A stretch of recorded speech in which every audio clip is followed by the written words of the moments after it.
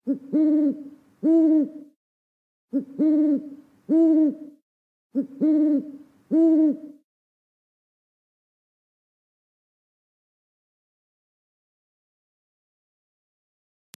datang di Pojok Santai.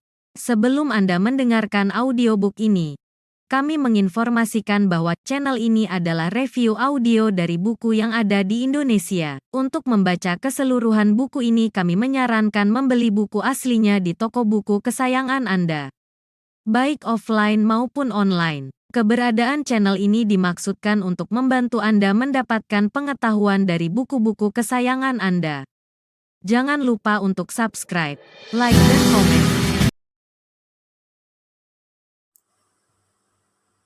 Selamat datang di Pojok Santai, channel khusus yang membahas komik dan novel dengan cara asyik.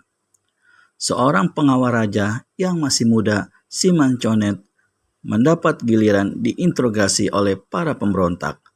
Akan ditanyakan di manakah sang raja berada. Akankah dia memberitahukan keberadaan sang raja? Yuk cari tahu di video berikut ini. Resi Macan Seta berdiri dari duduknya. Mulutnya masih mengunyah buah anggur. Dia melangkah ke hadapan si Manconet. Tangan kanannya diletakkannya di atas kepala pemuda itu. "Manusia bermuka setan, pergi!" hadik si Manconet. Pemuda ini pergunakan kaki kanannya untuk menendang tulang kering Resi Macan Seta. Tapi aneh, kedua kakinya terasa sangat berat dan sukar digerakkan.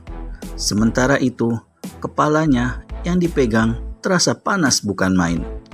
Di samping panas, kepalanya juga terasa seperti dicucuki oleh ratusan jarum. Dari kepala, rasa sakit menjalar ke sekujur tubuh si pemuda. Pemuda ini pun merintih kesakitan. Bila rasa sakit tak tertahankan lagi, maka mulailah dia menjerit-jerit setinggi langit. Betapa mengerikan suara jeritan itu terdengarnya. Peluh dingin membasahi seluruh tubuh si Manconet. "Masih belum mau bicara?" bentak Parit Wulung. "Pengkhianat terkutuk, pembalasan akan datang untuk kalian semua." "Bikin mampus dia Resi Macan Seta," perintah Parit Wulung. Sang resi mengekeh, telapak tangannya semakin keras menekan batok kepala pemuda tukang kuda. Asap mengepul dari telapak tangan laki-laki sakti itu. Jeritan si Manconet terdengar semakin keras dan berubah menjadi suara erangan. Dari telinga, dari mata, dan dari lubang hidung, serta mulutnya mengalir darah kental. Kedua lututnya terlipat, dan sesaat kemudian tubuh pemuda itu terhempas ke lantai. Nyawanya lepas. Resi Macan Seta mengekeh lagi. Dan Parit Wulung bertepuk lagi. Maka tawanan yang ketiga pun dibawa masuk. Tawanan ini ternyata seorang perempuan muda berparas rupawan. Begitu dia masuk ke ruangan itu, akan menjeritlah dia. Kedua tangannya yang tidak terikat dipakai untuk menutupi muka dan matanya. Kengerian ini membuat tubuhnya gemetar ketika menyaksikan kepala dan tubuh Said Ulon serta tubuh pemuda tukang kuda. Resi Singo Ireng menunda anggur yang hendak disuapkannya dalam mulut. Matanya menjalari si perempuan muda, mulai dari ujung rambut sampai ke kaki. Yang satu ini tak boleh dibunuh, Parit Wulung. Dia cukup pantas untuk jadi peliharaanku, kata resi bertampang singa itu. Parit Wulung tak ambil perhatian ucapan itu. Dia berkata pada si perempuan muda, "Suri Intan, kau tak usah khawatir atau takut. Tidak ada yang akan menyakiti kau." "Aku tak percaya pada kalian," keluarkan aku dari sini, teriak perempuan itu. Suri Intan adalah istri Braja Paksi, kepala Balan Tentara Banten yang telah gugur dalam mempertahankan kerajaan. Karena adik Braja Paksi kawin dengan si pemberontak Paritulung, maka dengan sendirinya antara Paritulung dengan Suri Intan terdapat hubungan keluarga yang dekat. Paritulung coba tersenyum mendengar ucapan perempuan itu. Suri, apakah kau tahu di mana Sultan Hasanuddin bersembunyi, juga penasihat tua Mangkubumi Mitra? Si perempuan tiada peduli dengan pertanyaan itu. Keluarkan aku dari sini, teriaknya.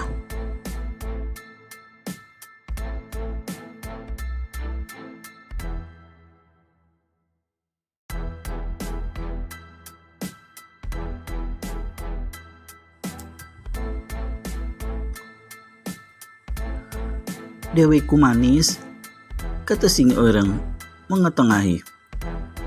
Kau akan keluar dari sini. Aku yang akan bawa kau dan kita berdua akan senang-senang di tempatku di pantai utara. Tapi apa salahnya sebelum pergi kau suka kasih penuturan apa yang kau ketahui mengenai Sultan? Aku tidak tahu apa-apa mengenai Sultan. Yang aku tahu ialah bahwa kalian semua manusia-manusia pengkhianat terkutuk.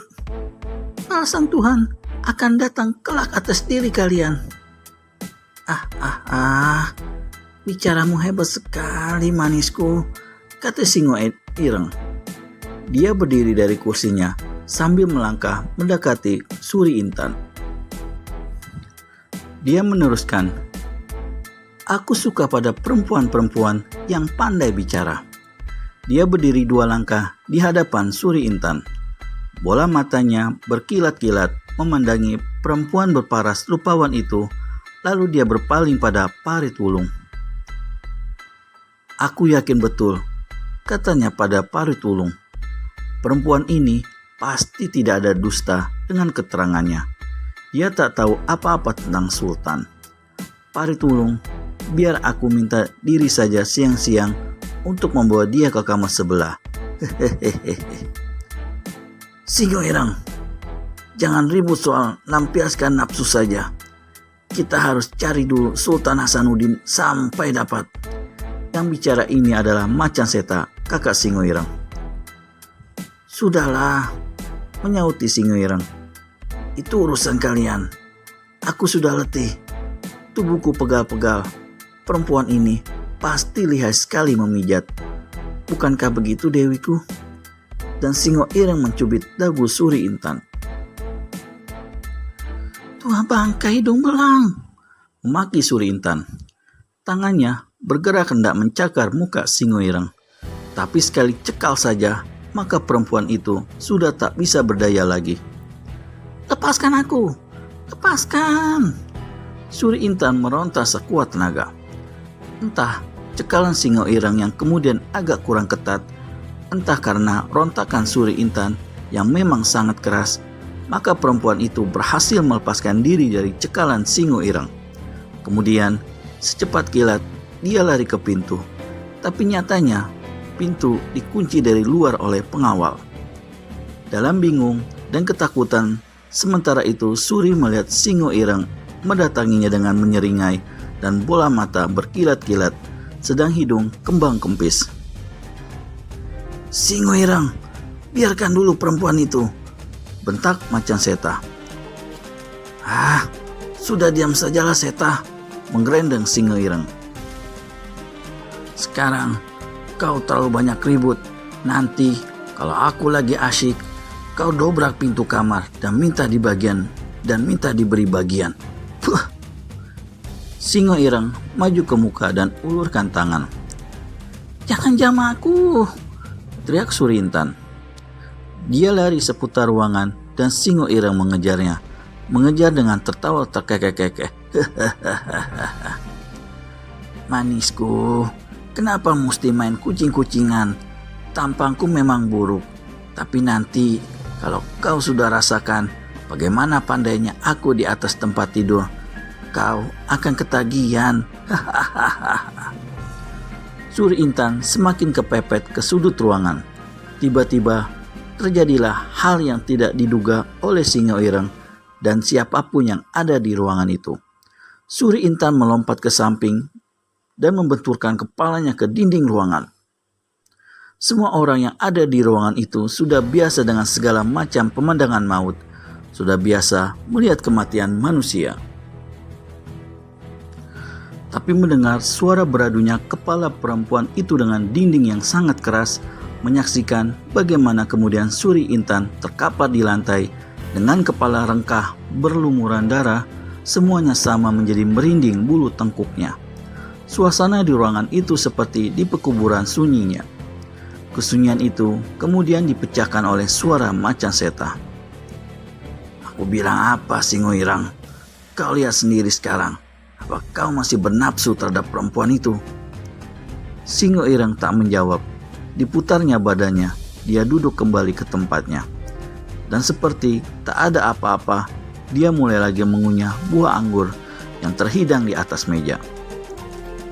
Bagaimana selanjutnya para interrogator sadis itu dalam mencari info Sang Sultan? Temukan jawabannya di video selanjutnya hanya di channel Pojok Santai. Segera subscribe dan tekan tombol lonceng untuk mendapat notifikasi video terbaru dari kami. Terima kasih dan sampai bertemu kembali.